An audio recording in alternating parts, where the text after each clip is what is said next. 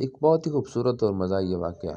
حاجی صاحب مالش کرنے والے سے مالش کروا رہے تھے کہ اتنے میں ایک آدمی آیا اور پوچھا، کیا حال ہے حاجی صاحب؟ آپ نظر نہیں آتے آج کل۔ حاجی صاحب نے اس کی بات سنی انسنی کر دی۔ وہ بندہ کہنے لگا، حاجی صاحب میں آپ کی سائیکل لے کے جا رہا ہوں۔ وہ سائیکل مالشی کی تھی جو کہ حاجی صاحب کی مالش کر رہا تھا۔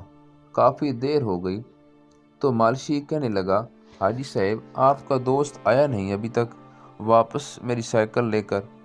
حاجی صاحب بولے، وہ میرا دوست نہیں تھا۔ مالشی بولا، مگر وہ تو آپ سے باتیں کر رہا تھا۔ حاجی صاحب بولے، میں تو اس کو جانتا ہی نہیں ہوں، میں تو سمجھا تھا کہ وہ تمہارا دوست ہے۔ مالشی بولا، حاجی صاحب میں غریب آدمی ہوں، میں تو لٹ گیا۔ حاجی صاحب بولے، اچھا تو رو مت، میں تجھے نئی سائیکل لے کے دیتا ہوں، تم سائیکل والی دکان پر جا کے پسند کر لو۔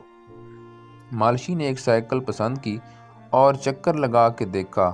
واپسی پر آ کر کہنے لگا، حاجی صاحب یہ سائیکل ذرا ٹیڑھی چل رہی ہے۔ حاجی صاحب نے کہا، جا یار نئی سائیکل ہے یہ، ٹھیک ہے دکھاؤ میں چیک کرتا ہوں۔ حاجی صاحب سائیکل پر چکر لگانے گئے اور واپس آئے ہی نہیں۔